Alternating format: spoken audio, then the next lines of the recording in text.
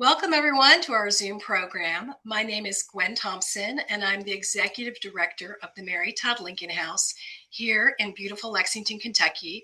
My background is the garden of the Mary Todd House. I have to say it's a lot soggier here today than in this picture because we have had some torrential downpour, but it's still a beautiful day when you're in Lexington. We are the childhood home of Mrs. Lincoln, and we are the first historic site restored for a First Lady. We opened as a museum in 1977, and actually today is our 49th anniversary as a museum. So thank you for joining us. We are pleased to be having a conversation with Lois Romano, who is the author of An Inconvenient Widow, The Torment, Trial, and Triumph of Mary Todd Lincoln. Before we get started, we have a little bit of housekeeping. You have been muted upon entry, and we ask that you remain muted throughout the program. The chat is open and available, and we ask that you post your questions there throughout. If it's a factual question, my colleague, Kate Hesselmans, will go ahead and answer it.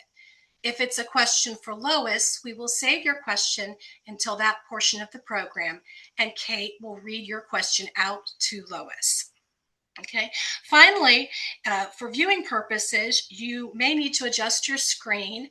You should have the ability to do so in the top right-hand corner, where you might want to choose multi-speaker as an option. And then within the screen, you can see my picture and Lois's picture whenever we get talking. And you should have the ability to pin our images so that we are the two that you see. So without further ado, let's go ahead with a brief introduction. Lois Romano is a longtime national political journalist who was an editor, columnist, and reporter for the Washington Post and Politico, and she has covered numerous First Ladies. Her biography of Mrs. Lincoln was released only a few weeks ago and is already a New York Times bestseller. Congratulations, Lois, and thank you for joining us. I'm delighted to be here. It's great. Some people had joined before we even started this and saw us riffing and pre-gaming and talking. So I think we're going to have a great time. So as a starting point, what drew you to Mary Todd Lincoln as a subject for your book? I covered First Ladies for the Washington Post, and I was very intrigued by what made them tick and who was treated well, who wasn't treated well. And it was sort of around the time Hillary Clinton was in office, and I remember thinking she was being pilloried. Right or wrong, I thought, this is a lot for somebody to take. And I looked back to see if there was any precedent on other first ladies, and there was. There was Eleanor Roosevelt and Mary Todd Lincoln. And in the case of Mary, I found that her story was incomplete, that she was portrayed as a very one-dimensional character, and that there could be a lot more information out there about her and who she was and how she contributed to Abraham Lincoln's career. Well, I certainly believe that Mary deserves to be a subject of primary focus and not just a secondary focus for her husband. You mentioned just now, just a teeny bit, your research. Your background is as a national political journalist, and I was just wondering if that background influenced any way in which you approach your research that might be different from someone with a different background. I think a little bit because I deal in contemporary topics, so I didn't approach it initially as an academic, although I will say there are 160 pages of notes and footnotes, and it's very extremely well documented. But I approached it from the perspective of a journalist looking to find the truth about someone and trying to find out what makes them tick. I also was very lucky in that in between the time the last, big biography of her was written, which was close to 40 years ago, and today, newspapers were digitized. And when I started researching this and could see the volume of coverage that she received, which I think would have been difficult to see 40 years ago, because you would have been looking for events on microfiche, and I could search topics and I could search volume.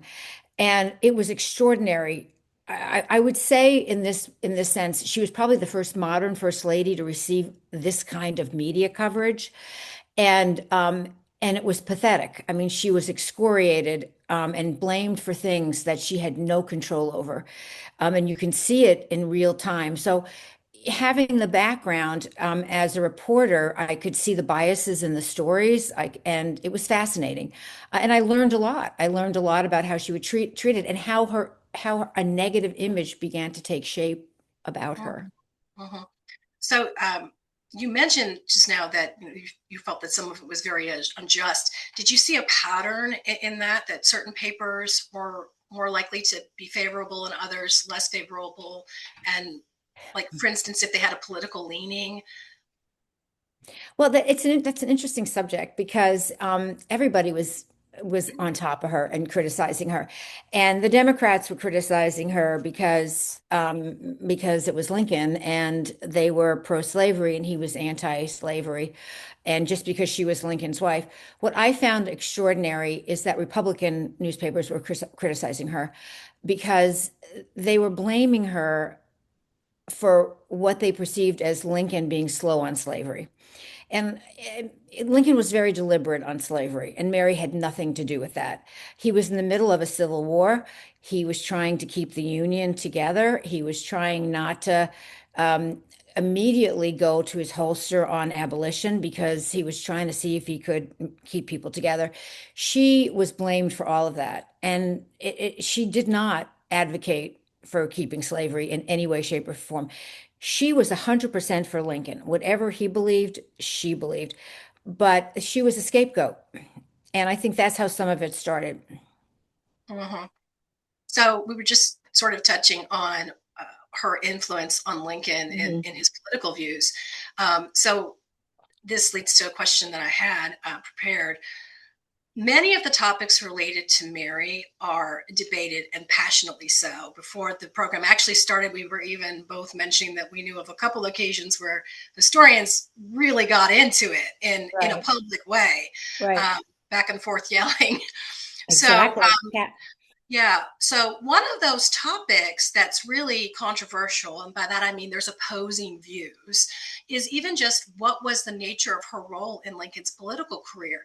And if the answer to that, uh, or is varied, and there's a spectrum.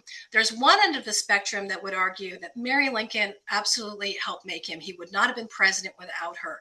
She was educated. She was from a political family. She was politically interested in what was going on.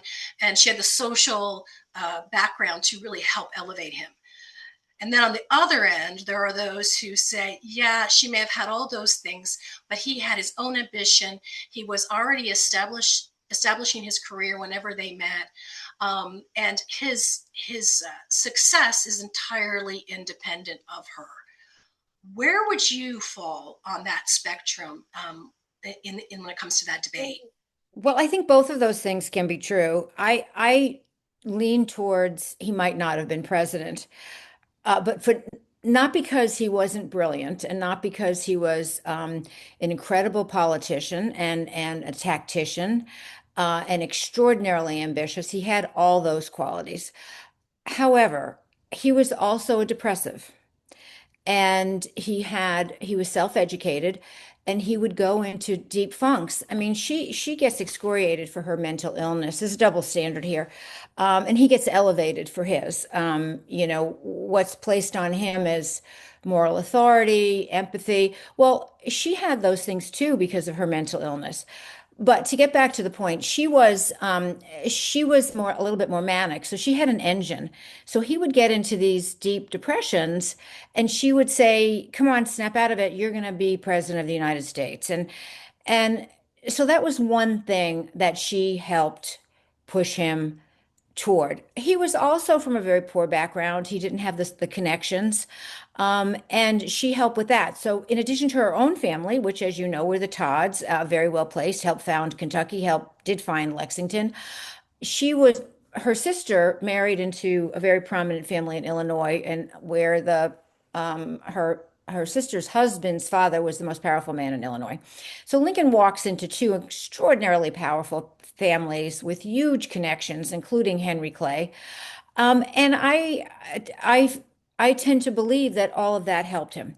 In addition to that, even her staunchest critics and vicious detractors think that she went a long way to help push him to the White House. His former law partner believes that she had an intuitive sense about people early on, and she guided Lincoln. Her cousin, who realized Mary had some issues, but had also been Lincoln's law partner, had this incredible quote I found in an interview or a letter where he said it was, Lincoln's drive and his political acumen and Mary's energy, connections, and also smarts, the combination did the deed. And that's what I believe. And I think she was invaluable to him on a lot of levels. Hmm. Yeah, I would agree that giving a supportive partner, someone who everyone would agree was a supportive partner when it came to his political career, there some recognition doesn't take away from the greatness of the primary figure in that conversation, the president. That's a Uh, very smart comment because a lot of male biographers early on did not believe that. They did not, they believed if you gave her credit, you were taking something from Lincoln. And that's mhm, not the case. They were true partners. She would scour newspapers and get out, and she was very social. And so she would pick up all the gossip. She'd read stories. She'd know if people were leaking bad stuff about Lincoln. I mean, she was all over this stuff. She was a very political person. She was politically engaged, and she was very ambitious, where some political wives are not that ambitious. mhm, So I choose to believe that she was a full partner. mhm. So we've already touched on, Mary was first lady during the American Civil War. She was under a lot of scrutiny in the press that got amplified. Um, there have always been opposing views of Mary, including during her own lifetime, as we've already touched on. How did you reconcile the conflicting historical accounts of her life that you found, whether in newspapers or whether in letters? Mhm. By facts, I sort of traced her. I mean, there's no question.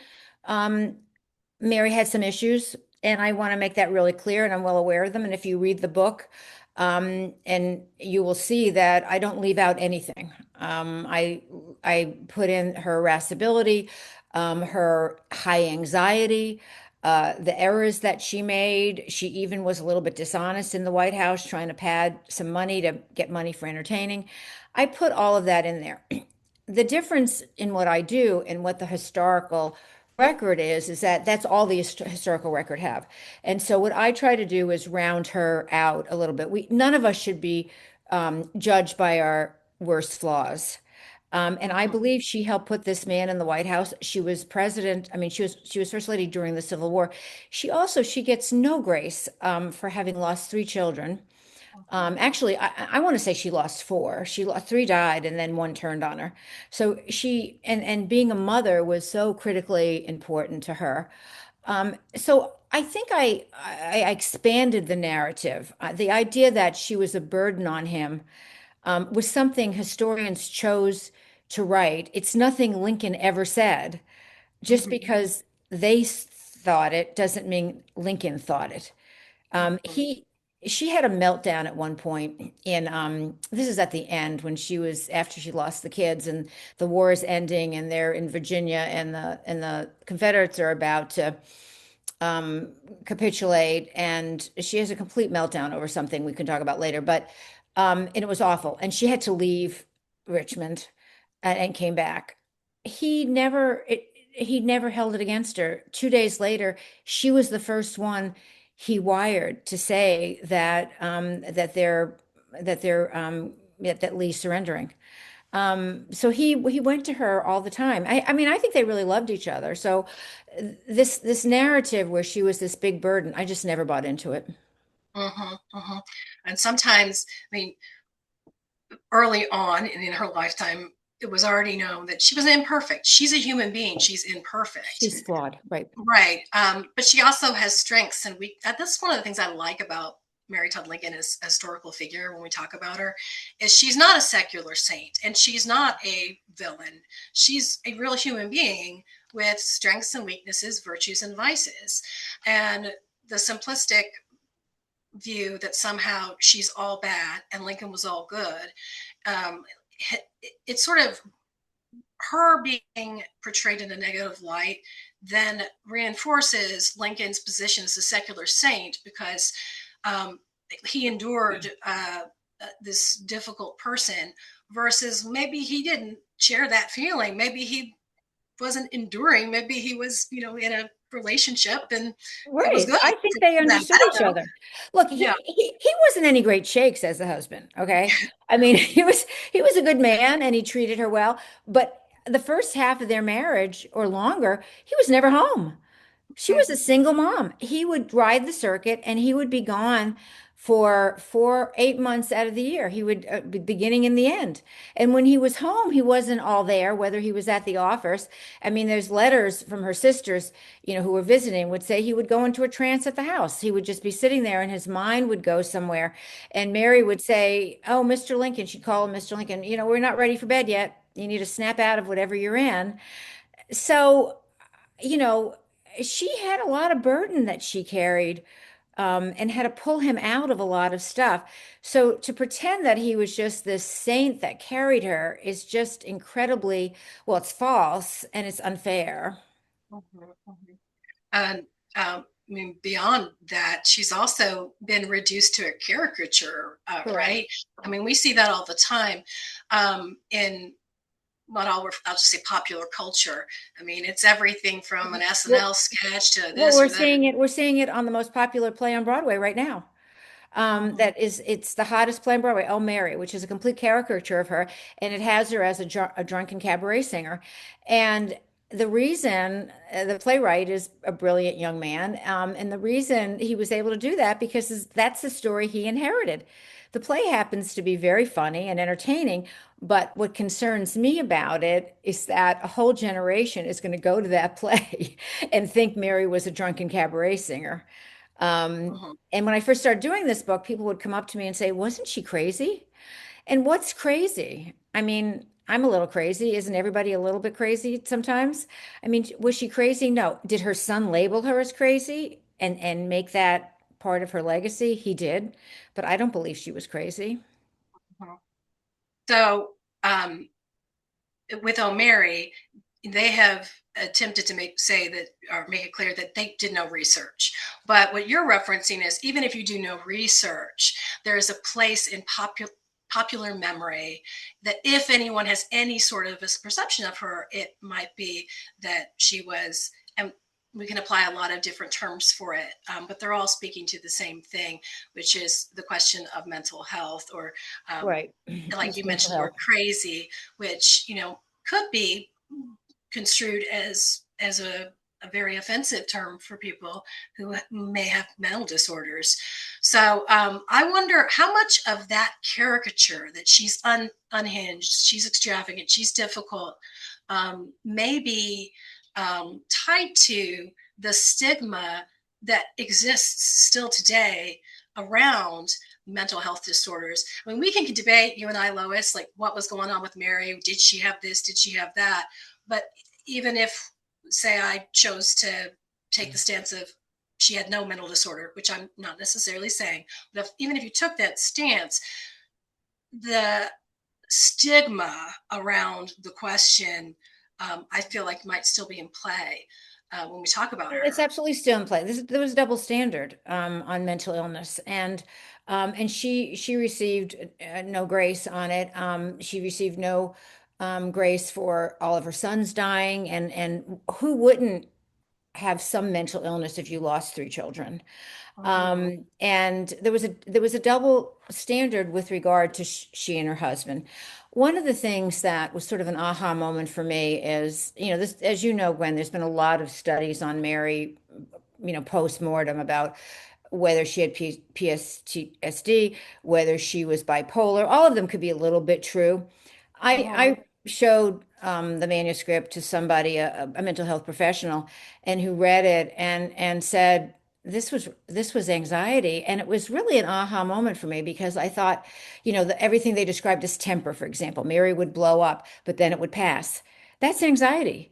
She was unable to cope sometimes when under a lot of stress. Generally, when she's at home with three kids and her husband's traveling, and something would happen that would trigger. I mean, she never took it out on the kids, but he would come home and she might be screaming at him. This was all anxiety, and then it would pass. Anxiety today is just eminently treatable. And whatever issues she had would have been treatable today in some form or another. She also would have had protections in the White House. She had no protections. Today, first ladies have a whole staff. They also have the president's staff, and the president's staff tries to protect the first lady for the sake of the president's legacy. None of that happened after Lincoln died. And that's where the title came from. She was just a burden. They wanted her to go away. And it was just so ill-advised. If some of the president's men could have understood her loss, the three children, him being shot in front of her, and realizing that all she wanted to do was to have a home. She was humiliated because she didn't have a home. She was living out of a hotel. And all she needed was a home. They would have helped her, and this would have gone away. A lot of the most egregious behavior or unsettling behavior, I wouldn't say it's egregious, it was more unsettling, came after he died, when she was writing letters and begging people for money and having other people ask people for money. It was all anxiety. The second the estate was settled, she went to Europe and she was fine because she Mhm, had control of her life again. mhm. So you, just for anyone who's joining us who may not know the full picture, when Lincoln died, he died without a will. And so Mary, as a woman, did not actually have access to his estate. She was given an allowance during the years it took to settle his estate. And that ultimately was given one third her portion, with the other two thirds going to her sons.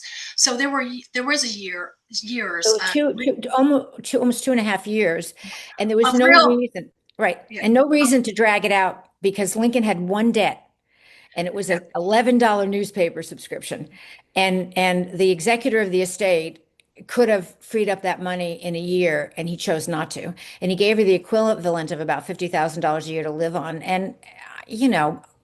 I feel for her. She was a former first lady coming out of the White House, and she didn't have enough money to buy a house. Right. And I've heard some, I mean, you mentioned anxiety. I would be anxious during that time period too. And Exactly. I've heard some people argue that it was unreasonable anxiety, which I take a different view, that whenever your husband has died, you don't have access to your funds. You don't, There's no make such thing. I mean, you can't have as a unreasonable whole. anxiety if you're an anxious person, Yeah. He Yeah. also said she grieved too much. Right. And that's she did. She found it impossible to move forward, and I ache for her. I mean, I Mhm. think about the losing kids, and she went to see spiritualists, and she was criticized for that. And to me, I say, okay, if that was giving her some peace, if she thought somehow she was connecting to three children that died under 18, and Mhm. maybe reaching her husband. Maybe it was a little wacky, but it was harmless. I mean, it was just harmless. And her shopping was harmless. She did overshop, but she actually never went into her principle of her funds. She just was shopping. Mhm. It was manic shopping, but it was to fulfill a need because she was lonely. But she was buying, she would buy jewelry she wouldn't wear, but she never touched the principle of the bonds. So she was not going to go broke. She knew what she was doing. Mhm. And that's very different from, sometimes people think that she ran up extraordinary debts and Well, she was did. unable to, She did in the unable White to House, pay. but she did pay them off. Right. But You after that, it was just all about trying to survive. Mhm, mhm. And you touched on spiritualism, and sometimes, one, I think, I have a colleague who's pointed this out. When there are people who, as their personal spiritual believe in going to mediums in the present day, even. Oh, And of so, course they do. yeah. So who are we to judge those things? But in that particular era, in this post Civil War era, spiritualism, or during the Civil War even, was not as unusual a It movement. wasn't unusual because everybody was dying so quickly, 700,000 young men. And so it was actually pretty commonplace. Um, but it mostly, I mean, she was criticized. It mostly drove her son crazy. So her son, her oldest son, the surviving son, was just, she just drove him crazy because of the shopping and because of the spiritualists. And what I find most poignant about the story about her son is that he himself experienced severe mental illness in his 50s, around the same time that she was experiencing it in her lifetime. And in fact, he had to take a leave from a very high-powered job because he couldn't function. And yet, during the course of his later life, he never, you don't see any sympathy in his letters to his mother. And I find that just heartbreaking, that he never could see that it was happening to him too. He just, everything, he was just embarrassed by her behavior. She got eccentric at the end, but she wasn't harming anybody. I mean, she was just roaming around shopping, having this thing spiritualist. She wasn't bothering anybody but her son.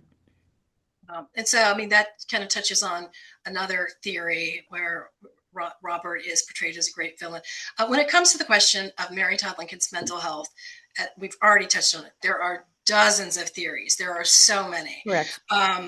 And I lost my train of thought. Sorry, Lois. That's right. I do that all the time.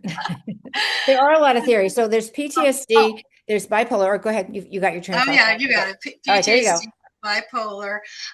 We have physical things such as undiagnosed diabetes, Diabetes. pernicious anemia, Hmm. all kinds of things. Recently, we have an interactive about it, so people get to report what they think. And one I'd never heard before we started asking our visitors is people have brought up that time Lincoln died, she was probably perimenopausal. So in the immediate years after his death, she might Oh, have been that's headed interesting. to menopause, and that can do a lot to your body. Um, but Yeah. one of the theories is about Robert and whether Robert was a villain. Um, and Hmm. some argue he was, some argue he wasn't, some argue a little bit of everything. Where do you fall on Robert? How do you interpret her relationship with him? I'm not a Robert person. And I think they had a good relationship when he was younger. And when his father died, he tried to help her. But somewhere in there, he just lost his patience and he had no sympathy for her. Part of what was happening was the era. And he believed that he was supposed to rise up and be the man of the family. And that meant that he was supposed to be making all the decisions and he was supposed to be managing her finances. And if you know Mary at all, that was never going to happen. Mary was incredibly independent, and nobody was going to manage her finances. She was very fixated on her money and how she was going to spend it. And so I think Robert was embarrassed because some of his friends were saying, why don't you just take over the money? Because they were saying, well, she's been seen shopping and things like that. And at one point during when he does commit her briefly, and when he's testifying in front of a jury, he says, "Well, she wouldn't heed my advice.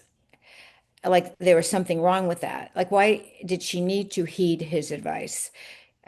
She could entertain it, but he didn't have control of her." And he was embarrassed. He was very proper, I guess, and embarrassed. I mean, anything he got in his life was because of his name.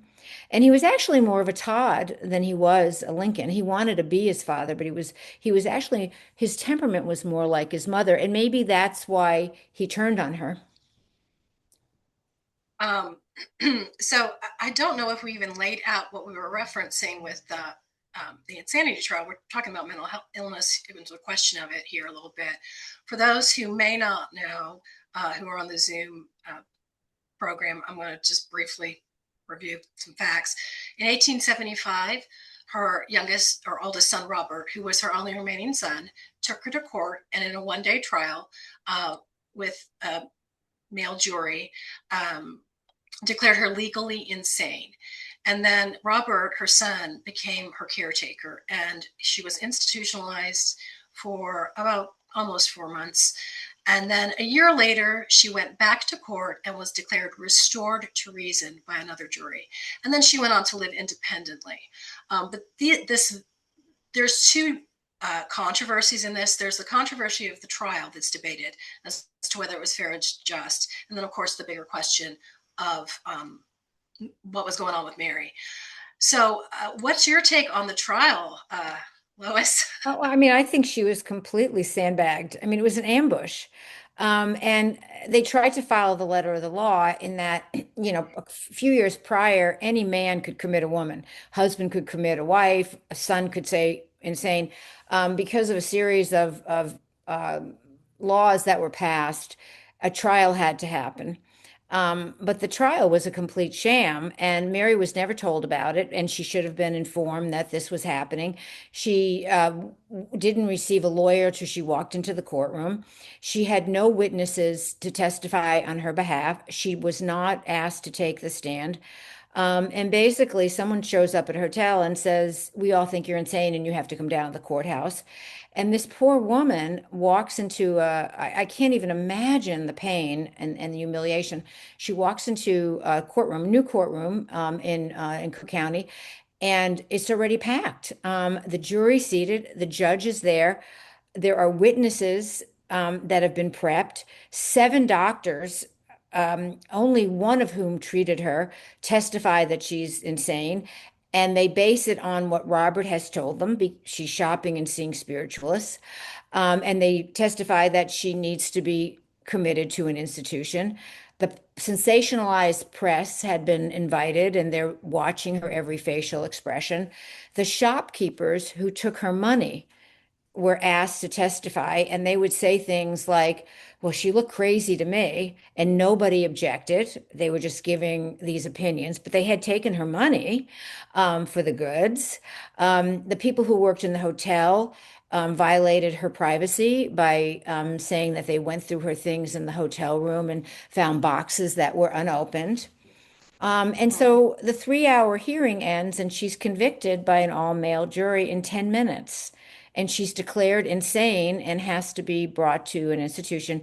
And that Robert would be her guardian and he would get the money. He wasn't, I want to make clear, he was not after her money. He was afraid that she was going to spend the money, and he was more fearful that he would have to support her. But I don't think he did this for money. I think he did it because he was just embarrassed and because she was a burden. It was his mother and he had to take care of her. But here, one of my favorite parts of the story is that he puts her in the institution and truly is delusional and believes she's happy to be there, that she has accepted that this is her fate. And he visits her a few times and then he goes on vacation. And while he's on vacation, Mary, who's smart and brilliant, writes a letter to two prominent lawyers in Chicago. And she says, "Can you please come see me tomorrow and bring the editor of the Chicago Times with you?" And these two lawyers, it was a couple, they look at this letter and they're like, "Whoa, okay, something is going on with Mary." They don't bring the editor with them.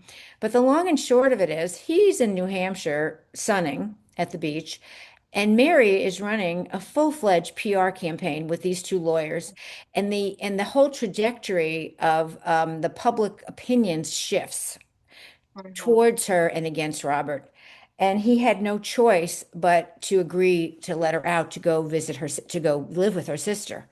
I mean, she outplayed her son. Right. I mean, and this points to a couple of things. One, you mentioned all these witnesses and evidence of the trial. The trial script transcript doesn't exist anymore, so a lot of this is Right. taken from newspaper accounts. Newspapers, yep. But there was no defense mounted. None. So there is no record of what she would have said or what an attorney in her defense might have put forward, what witnesses. So there's only sort of a one-sided record of what was Exactly. happening. That's what right, exactly. Right. So, but whenever she had the chance to sneakily, she had to sneak in the Bradwells, the couple you're She referencing, did. And when Robert to found out, counter campaign. he And kept writing letters to the doctor who headed the sanitarium saying, "Stop letting them in." I mean, he's still in New Hampshire and stop letting them in. And finally, the doctor, the head of the sanitarium, he can't take the pressure anymore. He's supposed to be running this genteel sanitarium for wealthy women. And the press has now shifted and they're portraying him as a warden imprisoning Abraham Lincoln's widow. I mean, it was just an extraordinary turn of events that Mary, who was brilliant, engineered. And she got herself out. And then Robert was still trying to hang on to control of the money, and wanted to give her allowance, and she wasn't having it. She did not speak to him for 5 years. She broke off the relationship and went back to Europe. It's all just very sad that their relationship was so impacted by all of this. I'm going to pause because I promised our audience that we would do so to make sure we could get to some of their Great. questions. My colleague Kate is here, Yep. and hi, Kate. Hi So you have a there. nine. Yeah, I've Yeah. got a few. One of them I think Lois answered just now. This one, I think you might have sort of answered this too, but we'll go over this one again. Why did Davis take so long to settle Lincoln's estate? I believe it's because he didn't want to give Mary the money. And I will tell you that when the estate was settled and he had to do an accounting, he had given Robert $7,000. So Mary is begging him for some extra money, to she did finally buy a house, but then she couldn't maintain it, and he won't give her a dime. But yet he gives Robert a considerable amount of money to help set up an apartment as a single guy downtown. It was just so biased, and I think Davis. I think there was some misogyny involved. I don't think you can cut it any other way than that. And the only thing that broke it open was when Mary decided. I mean, she really needed the money. I mean, she was acting erratically about money, but she decided to go sell her clothes in New York, and which was not that big a deal by today's standards. I mean, Jackie Kennedy did it. And but it humiliated Robert. And he everything humiliated Robert, and he just had a meltdown about it. And lo and behold, the estate gets settled within 30 days. Okay. Okay, so here's another one. Can you talk a little bit about Mary's relationship with Elizabeth Keckley and the influence as a previously enslaved woman Keckley had upon her? I don't know if Keckley had a lot. Well, let me take that back. She did have some influence on her. They were very close. Mary really liked her a lot. She depended on her. Where Keckley had influence was towards the end of the war, with the Contraband Society, which was something that she had set up to help formerly enslaved people. So they were setting up, when the slaves were freed, they had nowhere to go. So they were setting up camps, and they were setting up financial help for them. And she convinced Mary to give money. But not only did Mary give money, she would send food. Like, I found a letter where she had, I think for a Thanksgiving dinner or some kind of big dinner, she sent over 40 turkeys. So Keckley persuaded her, that the formerly enslaved people really needed help. And Mary was, and keep in mind, Mary was a child of slave owners. She was very empathetic to that. Um, she, they were very close until, and she actually, Keckley even accompanied her to Chicago after Lincoln died. The New York trip sort of ended their relationship because Keckley went with her. The whole New York trip blew up about selling the clothes. Mary was driven out of New York. Keckley stayed. And by that time, she had given up her business. And Mary said, well, if the estate settled, I'll give you money. And Mary didn't give her money. And she should have. She should have given her some money. So instead, Keckley was taking in small jobs. And then she wrote a book. And the book it's a good book, and it's revealing. But it was a major betrayal of Mary. Mm, yeah. Um, okay, so here's another question. Um, when she went to Europe, did royalty welcome her? Did she, I don't know if she met, I don't I know. don't know if I don't think she was engaged with royalty. I mean, maybe ambassadors. I don't think she was seeing kings and queens, but I recall reading that there were some consulates that welcomed her. I think it was just a new lease on life. I mean, she wasn't living the high life there. In fact, she found Europe to be very expensive, and she found that she was being charged higher prices because everyone knew who she was. But Mhm. um, because of who she was welcome socially, and which wasn't the case in the US. And so she was enjoying herself, and she had made new friends, and she was traveling. Her her son Tad was still alive, and so she would travel with him, but also put him in a boarding school. Um, and I mean, she was living at that point, the estate was settled, so she was living off the interest, and it was complicated. And she was always so worried about money. But she had, by then, at some point, she got the pension, she was getting the payments, on interest from the bonds. And, it's not like you could transfer money. So she just always was terrified that one of the checks wasn't going to come through. But she was just, she wasn't living the high life. She was living a decent life, but not the high life. Okay. Okay, let's see. So I know you said that Robert and she didn't speak for 5 years after the trial or after that incident. Did she speak to Robert before she died? She did. So I think it was the separation was wearing on both of them. And she wanted to come home after about 4.5 years, and her health was deteriorating. And she wanted assurances. One of the reasons she left, she left for two reasons. One was that she told her sister, she said, I won't be able to walk down the street now without somebody saying, there goes the crazy woman. But she was also terrified that Robert would try to commit her again. And I don't know that he would have, but that was one of the reasons. So she wanted assurances that he would not do that. And she was reading the newspapers, and she saw that he was being mentioned for president, which never happened, but that he was going to be named Secretary of War. So her sister wrote her, and she said, he has given me his word that he will not make any move on you, not to worry about it. And that was enough for her. So she traveled back. And at this point, when she comes back, he is the Secretary of War. And he, on a trip to visit a base that just fell out of my head, a very high profile base in Kentucky. Help me out here. Is Fort, it? Fort, Or Fort not? Knox? Fort Knox? Maybe it was Fort Knox. I'm trying to remember. But whatever it is still exists. Oh, And so he went to visit this base and then stopped in Springfield to see her. And that was the beginning of the reconciliation.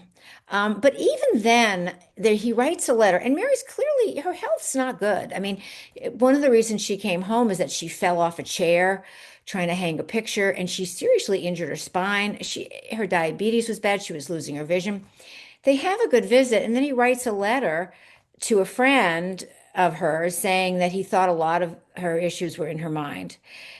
That point of view then shows up in a newspaper. See, this is why I think Robert's a villain. I think he was leaking to newspapers because I'd see this letter, right, that he would write somebody, and then I'd see the exact same language in a newspaper 4 days later. And I just had to believe it was coming from him. And some of it would even say a relative. Um, so he was disparaging her even in her last years, which I never could quite figure out. okay. This is back to the trial. So it wasn't Robert hiring an attorney for Mary a conflict of interest. And it seems that Mary had ineffective counsel. Yes. Absolutely, it was a conflict of interest. In fact, it was part of the guys who organized this, orchestrated this was Robert, and he got his father's friends to agree to it. And one of the lawyers convinced a friend, Isaac Arnold, who was a member of Congress, was close to both Lincolns, said, "Would you be her lawyer?" They get into the courtroom, and Arnold doesn't want to do it. And he just feels really uncomfortable. And he goes up to Leonard Swett and he said, "I don't want to do this. I don't like this, feels really wrong to me." And Leonard Swett starts screaming at him. And he said, "You're going to just blow the whole thing if you step away now." So he did it, but he never says a word, which that makes him culpable to me. He doesn't try to help her. He just doesn't, he barely speaks. He does nothing. And yes, it was a conflict of interest. And she didn't even get to have her own doctor.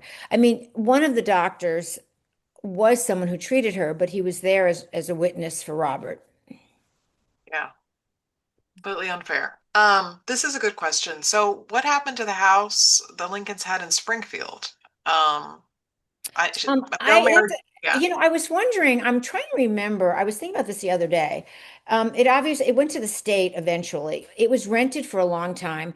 She did not want to move back into it. And she didn't want to move back into it. And that was part of the executor, David Davis's point. He was trying to push her into it. And he was trying to impose his will on her. Well, you have this house and it's paid for, and why can't you just go there? Why are you asking me for money?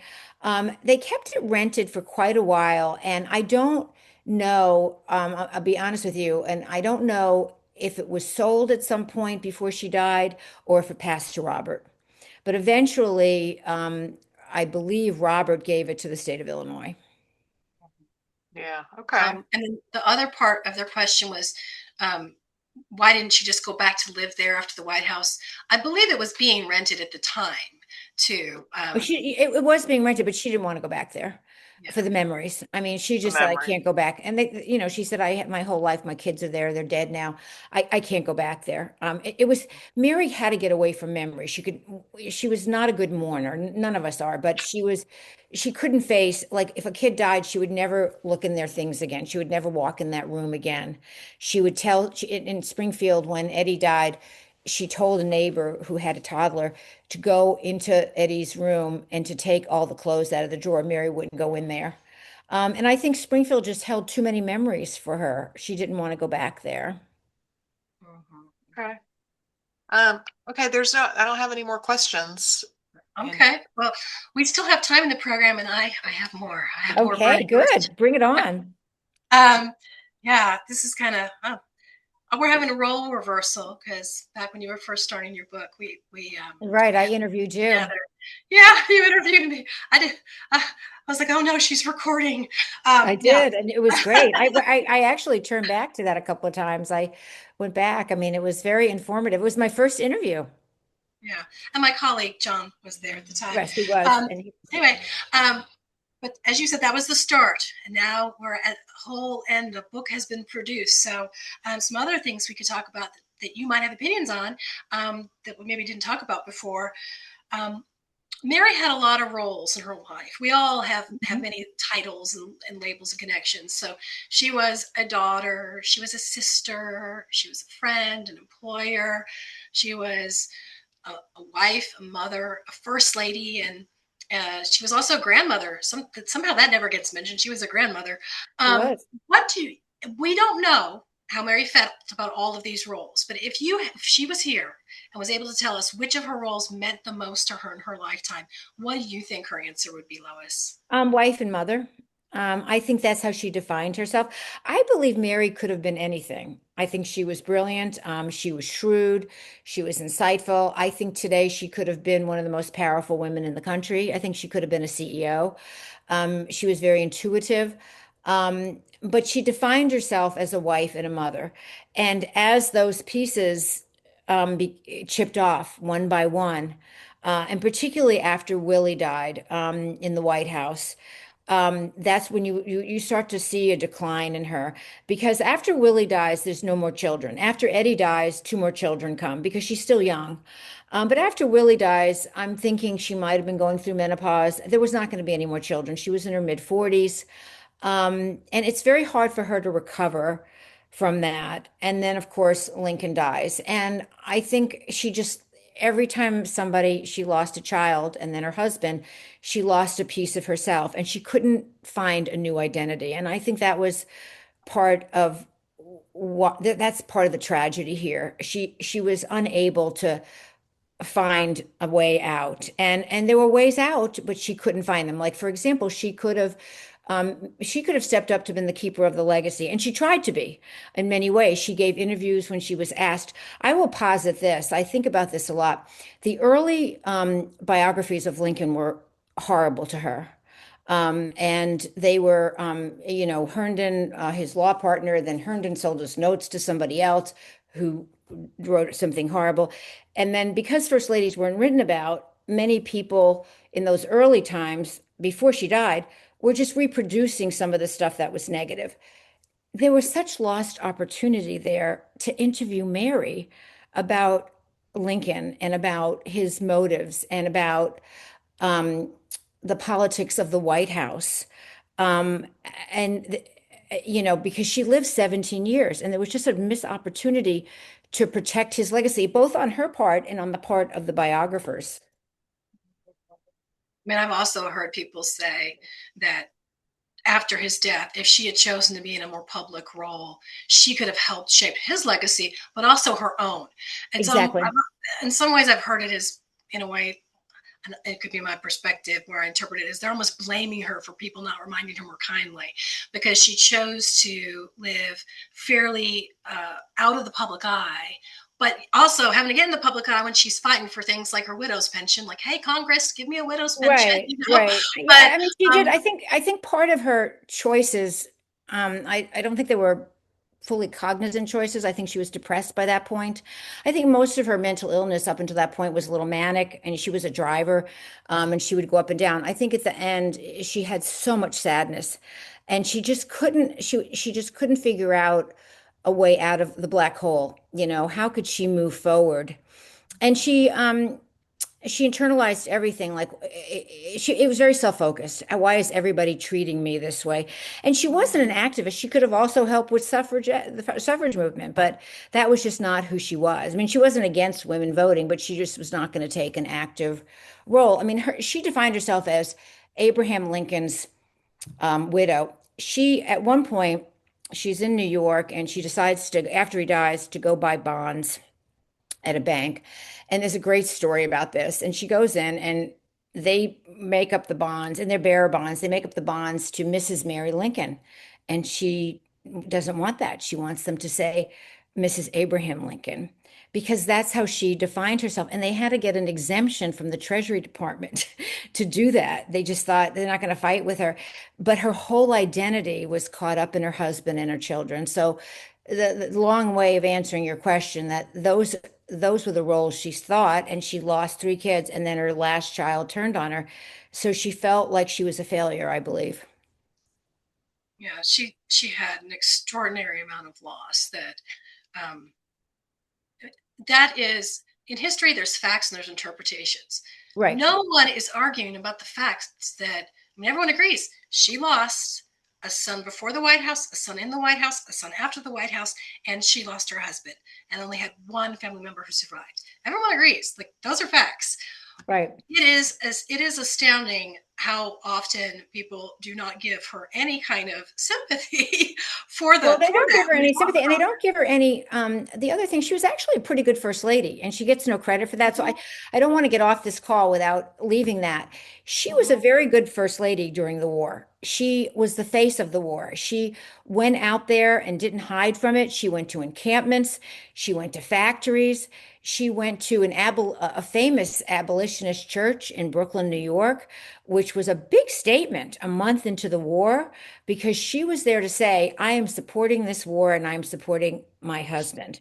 She had massive parties in the White House, not because she wanted 5,000 people in the White House, but because she wanted to send a message to the South that the White House hadn't shut down. She was a very good partner during that war, and very little. Oh, and she went to the hospitals almost every day, and she didn't identify herself. And a letter came out years later where a mother had a letter she showed her son where she said, I'm writing this letter on behalf of your son because he can't pick up a pen. And she signed it Mrs. Abraham Lincoln. And the son had no idea that's who took the dictation from him. And so she was doing all these things that were very little of it was reported in the press. A narr Once a narrative forms, it's very hard to shake that narrative. And that's what happened to Mary in her lifetime and in her death. Mhm. That also leads to one of my big questions I want to make sure we get to. I mean, there's history works, like historic written academic works, and then there's also that popular memory thing that I've Right. mentioned before. And so sometimes there are misconceptions in popular memory or interpretations in academic works that kind of loom very large, and they are deeply ingrained. And when one attempts to offer an alternate interpretation or to just offer her more grace, you're accused of either being a rewriting history or of just being an apologist for Mary. Oh, you're just an apologist for her. What would you say? Can you tell that I've been told those things before? But Yeah, of course. yeah, yeah. History, So but how would you okay, respond to that? that's ridiculous. History is always rewritten. because new information comes out, and we can talk to more people, and different people can interpret different things. Who gets to tell the story? Mhm. Who got to tell Mary's story? A bunch of men who didn't like her, some who were jealous of her, some who decided she had been a burden on Lincoln. So they tell her story. So when I hear that, I just say, and I wrote an op-ed piece on this for the New York Times, men shouldn't have be telling, men shouldn't always be the ones telling women's story. This is not new. This happened to Joan of Arc. This happened to Cleopatra. I mean, people painted, men painted Joan of Arc as just a weird cross-dresser when she was a hero in a war. And it wasn't till much later that her story was rewritten. And so same with Cleopatra. She was just this seductive siren when in fact she was actually a very smart leader. And so who tells the story is incredibly important. And history is always recast. Mhm, mhm. Um, we only have, thank you, by the way, for your answer. We only have 5 minutes left. So I want to look to the chat again to make sure that if anyone has posted any new questions, that we have a chance for those to be heard. Um, I see one We've got a from, few. Yeah, go yeah, ahead. go ahead, Kate. You go ahead. Well, a few here. This one, I mean, so this person asked, how did Mary from a slaveholding family become such an abolitionist? And I don't know what your take is on that as her being an abolitionist Well, or, she was never pro-slavery, and she wasn't an abolitionist either. She believed what Lincoln believed, which was that slavery shouldn't be extended. Mary had a very, she left her house when she was 19 or 20, so she had a very an idealized view of slavery. She believed that her and the slave people in her father's home, wanted to be there because they were part of the family, and she didn't quite, there was a mammy who raised her, and she made, she was telling her friend once, well, they wouldn't want to leave. I mean, it was a little bit naive of her. Um, but she also lived very close to, I mean, Lexington was a slave center, a trade slave center, and she also knew the horrible stories. So she wasn't pro-slavery. When she met Lincoln, Lincoln was anti-slavery, but he was very cautious. He didn't believe initially and Mary didn't believe this either, that the races could mix. In fact, in the White House, he had a meeting with black leaders saying, we can end slavery, but suggesting colonization, everybody could go back to Africa, and the black leaders were just horrified about this. So, she believed that slavery should end by the time she had been in the White House a few years. And when the Emancipation Proclamation was written, she wrote a letter to Senator Sumner and said, "This is an incredible legacy for my children." yeah. Okay, let's see. There's another question here about how did the loss of the half brothers during the Civil War affect Mary? So those Confederate. Well, it's depending on who you listen to. One of her sisters said that, she was distraught about it. If you listen to what Mary said, she had tuned them out, that she had turned on them because, in fact, this is in the Keckley book where Keckley comes in and says, "I'm so sorry, I heard your brother died," and she said, "Don't feel bad. He turned on my husband. I don't care." He made his decision to turn on my husband. And I believe that version because Mary was just so all for Lincoln. I mean, she was blinded by Lincoln. And I mean, she loved him. And she truly believed her family, more than half of her family, were fighting for the Confederacy. Um, and so I think it was difficult to be in that position, but I don't think it was difficult because she was close to her family. Most of these were the half siblings. I think it was just difficult because up until that point, everybody could pretend they were getting along, but once the war broke out, and she did have one favorite half sister whose husband was killed in the war, and that was a very trying experience for everybody. But for the most part, I believe, and correct me if I'm wrong, that Mary just said, you made your choice. Yeah, I think you're talking about when she said she wouldn't mourn for Alec. Um, Right. Exactly. Yeah, because he went against my husband. He went, Uh, yeah, it was Alec when Alec died, right? yeah. And I didn't see any evidence in letters or anything that she wrote Mhm. um, that indicated she was bereaved. She was very sad when her Emily's husband died. I think they genuinely liked Emily and they liked the husband, and I think that upset both Lincolns. But other than that, I saw no evidence that she was grieving for her family. Yeah. I mean, but that's a kind of a tricky thing too, because she's first lady during the Civil War, and she has these family members who are Confederate fighting against the It was United terrible. States. It was an awful Yeah. situation to Like, be in. so how much can she really reveal in a letter, Right, that's you true. know, versus what she's feeling inside? Mhm. And those things are unknowable. Um, They are knowable. And just, another thing that's unknowable is how much influence she had precisely on Lincoln. I believe she had some influence on him, and I can glean some of this by Keckley's book because Keckley repeated some of the conversations. How much Lincoln was listening, we don't know, but she was talking. And she was right a lot of the time. I mean, she was apoplectic about when he appointed Seward Secretary of State, and she said she was right. She said he's going to turn on you. He's going to take credit for everything. And he did in the beginning. And Lincoln had to manage him. It was a lot of stress. I mean, Seward thought that he would be the president and Lincoln would be the figurehead. And Mary saw that from a mile away. I mean, her instincts were very good. And I suspect that she was giving him an earful a lot more than we know, mhm, mhm. or either directly or through people. Well, this has been great, Lois. It looks like we've reached our time. So before we wrap up, is there anything burning that you wanted to get off your out of your mind and tell our audience before we sign off?